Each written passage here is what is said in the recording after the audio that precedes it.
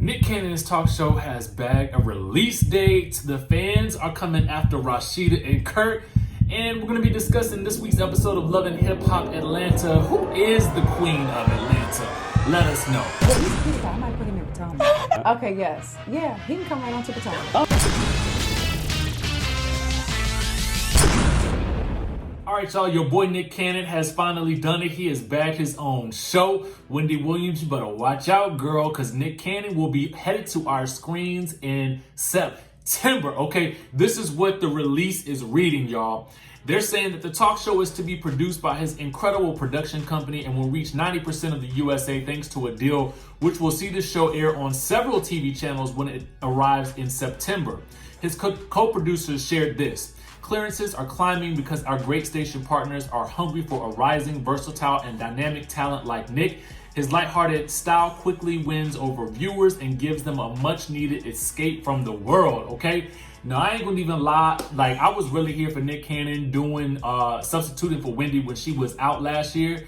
So to me, this is perfect. It seems right in line with the next thing for him to do. He's been doing it on radio. He's had his own, he's been hosting television shows on, national TV for quite some time now. So at this point in time, it's his time. So let's get it in. But what I want to know is, will you be watching? Next, we got to talk about RASHEEDA and Kirk, okay? Let me tell you why these guys are in hot water. Let me go ahead and get into the details because it's quite shocking to me. But I want to know what you guys think. Now, That Grape Juice is reporting that these two are in hot water, okay?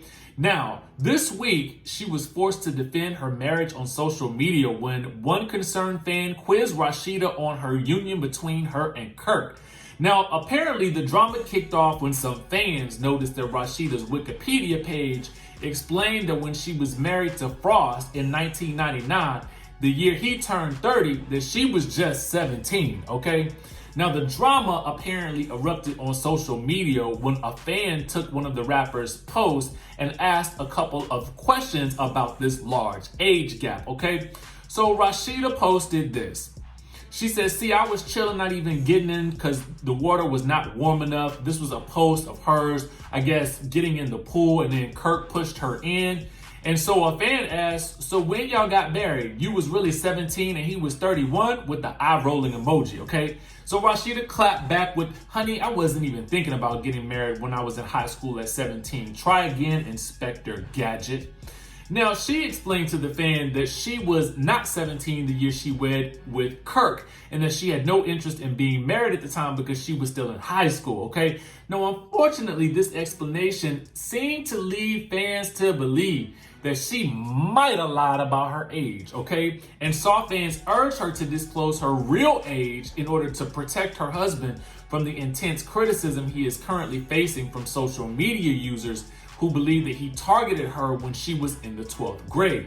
So you got all types of people making all types of comments like, dang, I didn't know RASHEEDA and Kirk were 14 years apart in age. Wow, Kirk and RASHEEDA's marriage and age difference just scared me for real. I wonder if the age difference in Kirk and RASHEEDA is ever going to be questioned because he definitely got her pregnant when she was 17 and he was 30. Now, this other person says, I honestly believe this is an R. Kelly and Azriel type situation. RASHEEDA started making music in 1997 at age 15 in a girl group called The Capers. And I believe her mom allowed Kirk to adopt her for career purposes. Now, that's a whole different situation right there. That's a whole different situation. Now, I don't know about all that, but what I do know is, in my mind, I was thinking to myself initially, I was like, why don't they leave RASHEEDA alone? Listen, this woman is just trying to live her best life at whatever age she is and run her press stores and try to figure out what her mama doing in that press store down in Houston, okay? So now we got to worry about whether or not, she was of legal age when she got with Kirk. I don't even know what to think about this whole situation. What do you guys know about it? I mean, for me, I just hope that, maybe it wasn't the case. Maybe she is, doing some flubberization of her age. A lot of people do it, especially in Hollywood. When I first moved to LA, people told me, well, what's going to be your Hollywood age? You got to come up with something a bit younger, so you can sort of really compete with all these people out here. And I was like, I don't know. First of all, if I have to lie about my age, that means I gotta lie every time I pull out my driver's license or something like that. No, this is crazy. I'm not doing it. I am who I am, and this is how old I am, and that's what you're gonna get, okay? But anyway, y'all let me know what y'all think about this situation down in the comment section below. Right now, I want to ask you guys a quick question before we get started with this recap of the episode. Who is the queen of Atlanta? Okay, is it A, Akbar V, B, LHHATL, or C, Momma Dee, or D, none of the above? Now, I want you guys to remember that as we make our way through this review and recap, because it's going to be very important that we determine exactly who is the queen of Atlanta, because this whole situation is with Akbar and LHHATL is about to get out of control. And I could have swore I heard Momma Dee call herself the queen in this episode too. So I'm just trying to figure it out. Help me. Y'all help me help you, okay? So let's figure it out as we go along with this whole episode. Now let's go ahead and get into it. Now, normally I like to do my recap and reviews live, but honestly, I was live yesterday and my throat started to hurt all night. And I was like, listen, I don't have time to be getting sick around here. So we're just gonna do this review right now like this, because y'all know when I get live, I get crunk for whatever reason. I don't know, the spirit just takes over me and something happens. But we're gonna try to keep it a little calm, cool, and collected right now, but we'll just see how it goes as I go along, okay? So right now, I want to go ahead and start off by saying that I was loving how VH1 went ahead and addressed the elephant right in the room, okay? They addressed the elephant right in the room up front because they knew these confessional was going to look like some Skype interviews, if anything else, okay? You know it was Skype because the background was blurry. Anytime you do a Skype call, they got an option on there for you to blur out the background. I don't know if they have that on Zoom or not, but I do know that they have it on Skype. So I was highly impressed that they just went ahead and addressed it with Mimi doing her little Skype confessional and basically telling us, listen, we doing this for the safety of all of us, and this is what y'all gonna have to get, so get used to it, okay? And I was here for it. I was definitely here for it. But I guess what I want to do is I want to make sure that they have everybody on the same quality of internet and ethernet service, because some people's confessionals to me was looking way more blurry than others. But we're not gonna call out no names, and we just gonna be happy that we getting what we get. But the next time, I will say this though, if Love and Hip Hop, if you know you got a show coming out and it's premiering in March, okay, this is what I'm gonna need you to do. If the show started filming in October or November, what I need for you to do is actually start filming these confessionals probably around November, so that you can actually start getting some of the material and working it in. By waiting so late in the game with this whole situation, that's why we're looking at Skype interviews and just these episodes so early on in the season, okay? When the season started last year. But anyway, I digress. Mimi is inviting all the girls to her self-defense event because we learned that she was robbed at gunpoint and somebody tried to shoot at her when they was breaking into her house.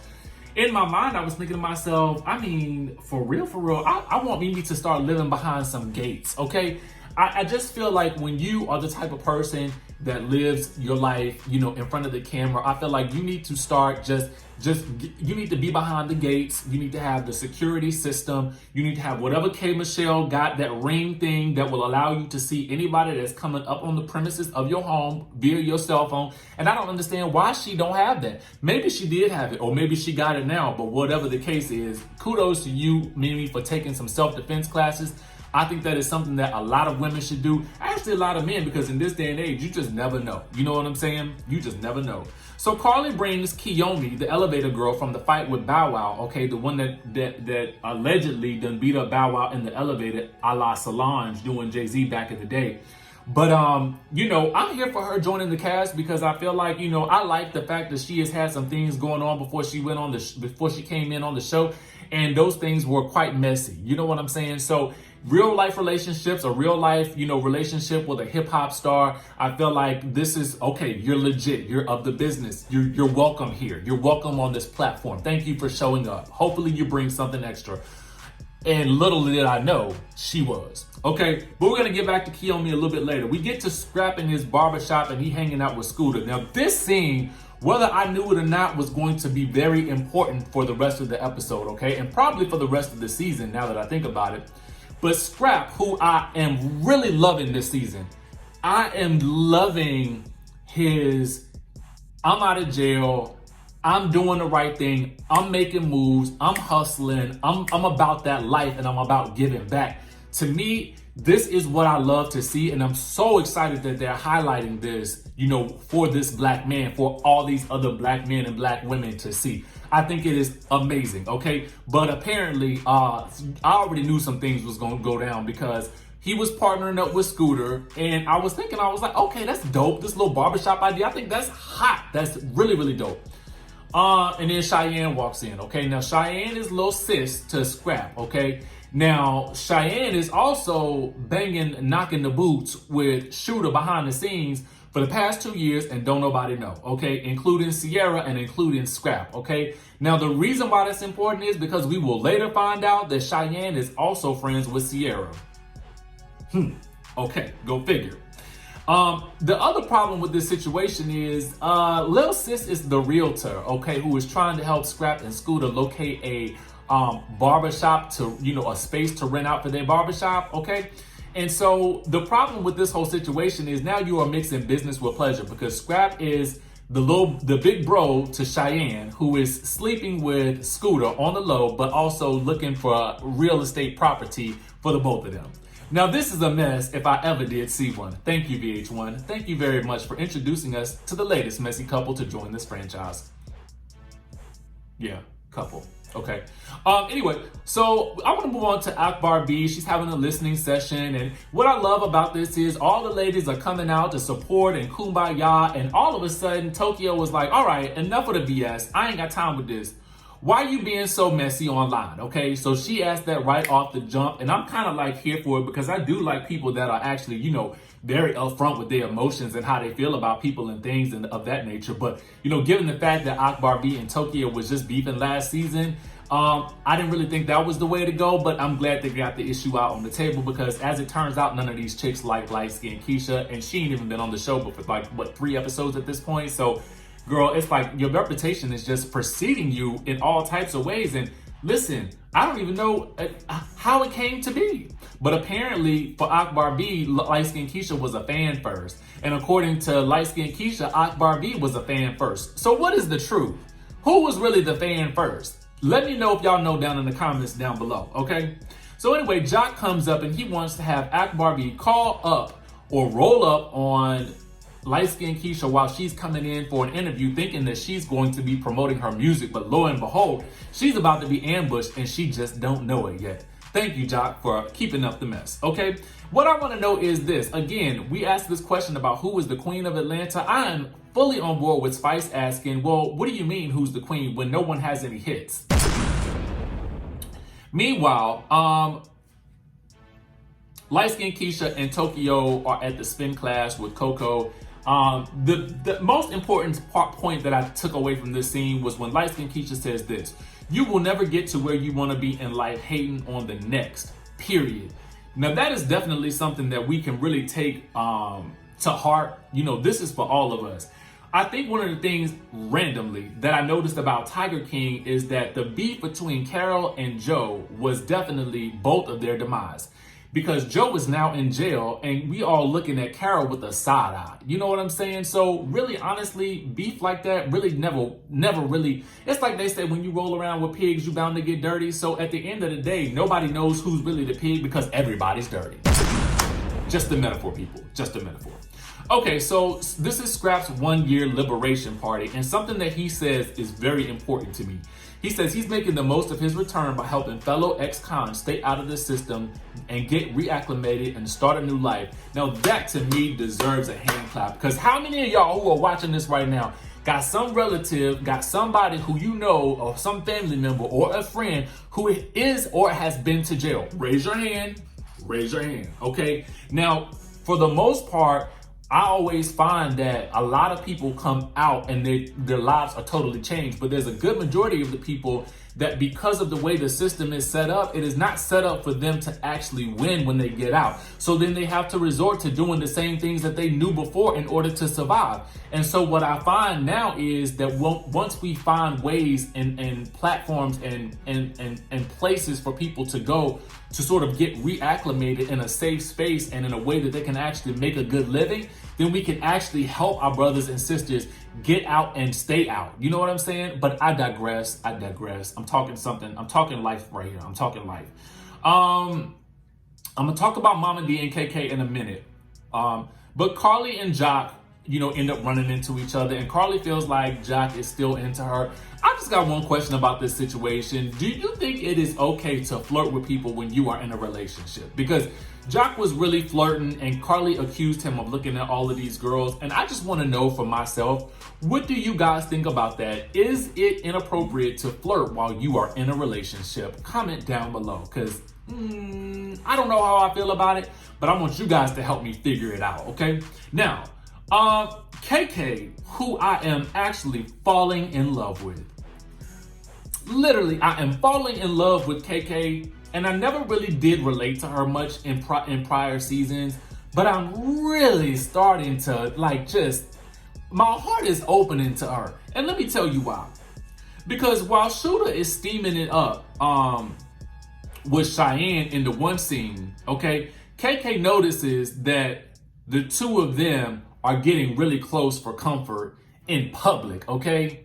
So for me, the moment she notices that is the moment I know, oh, it's about to go down at some point, because KK is Scrap's mom, who is doing business with Scooter while Scooter is banging Cheyenne, who is the realtor / lil sis of Scrap, okay? Just in case you was confused by that, I wanted to reiterate it for you.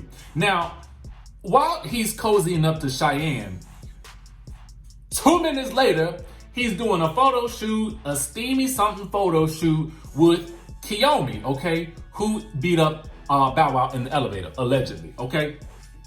Now, it seems to me, what we learn in this situation is that Scooter is in an open relationship with Kiyomi, at least that's what he tells us, and he likes Kiyomi better than he likes Cheyenne, which I'm sure Cheyenne doesn't know, because Cheyenne wants to go public with a relationship because they've been banging on the low for about 2 years, okay? So I already have 2 problems with this situation, and I'm gonna tell you my first one in a second, and then I'm gonna tell you the second one in a second.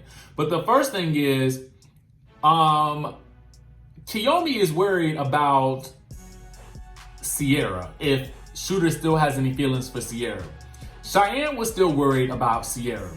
They need to be worried about each other, but they don't know about each other yet. Now, red flag to me is when Kiyomi admits that she has trust issues. Red flag, flag on the play, flag down, man down, somebody stand down, get down, shut down, let it all go, okay? When somebody tells you that they have trust issues, believe them, okay? And the second thing is that I have an issue with is, girl, you've been letting this guy bang you on the low for 2 years without having this situation go public. You are the side chick, okay? If no one knows about you and you've been doing this for 2 years and you're the one who's wanting to be out front and in public, you are the side chick.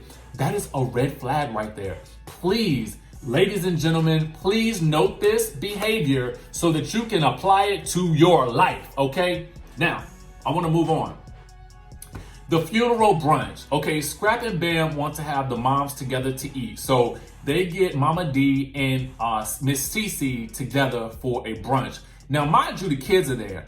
My issue with this situation is y'all cussing and fussing and fighting with the kids there, the babies there. I was like, what in the trailer trash is going on right now? Because at the end of the day, the kids are in the scene. And then Momma Dee brings out a death certificate for CeeCee. Now, at this point, I was, and I'm usually here for Momma Dee. I am usually here for Momma Dee. I just felt like, to me, that was going way too dark and dismal, especially in the climate that we live in right now, and especially with the fact that this woman just got over a whole cancer situation.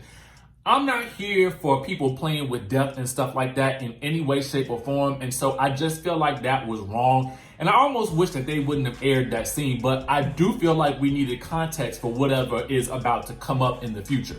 Now, I want to move on to Scrap's event, okay? Because KK decides that she wants to roll up on Miss Cheyenne and straight up asked her about what she doing with Scooter. Now, again, KK is Scrap's mom, okay? So KK reminds her that she and Sierra are friends. So KK and Sierra are friends. And then she says, well, ain't y'all friends too? And I'm like, whoa, okay, Cheyenne, you're a mess because you're friends with Sierra, but you've been messing around with Scrap for the past 2 years on the low, okay?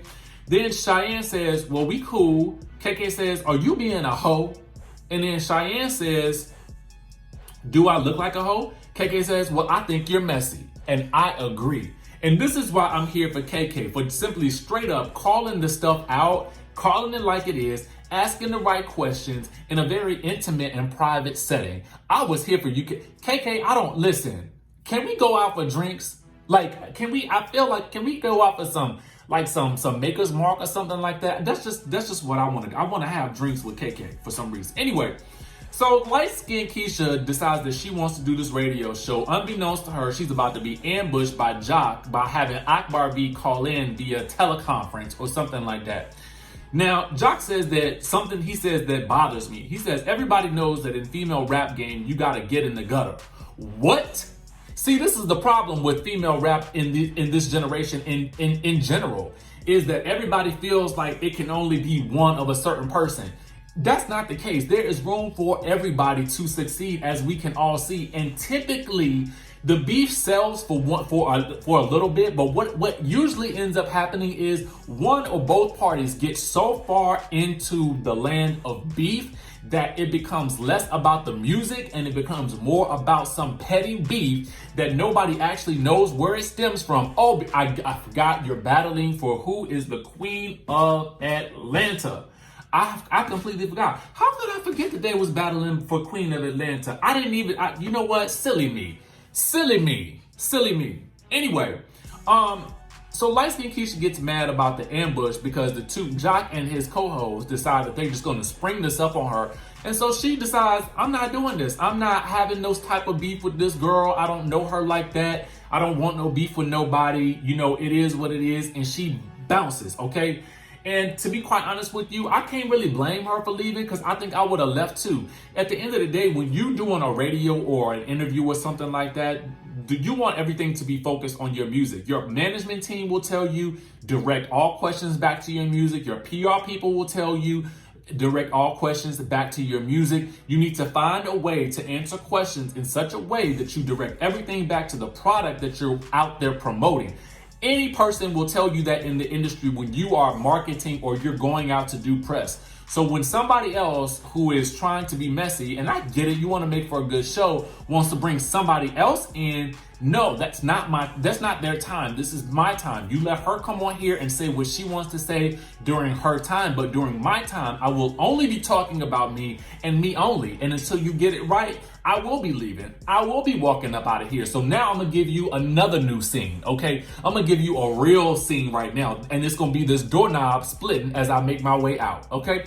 Now, you guys let me know what you think about this situation in the comment section down below. I want to know who the Queen of Atlanta really is. Are you excited about Nick Cannon's new show? And what do you think about this whole situation with Kirk and Rasheeda? Why can't people just let Rasheeda live? Okay, let her live. Okay, let her live.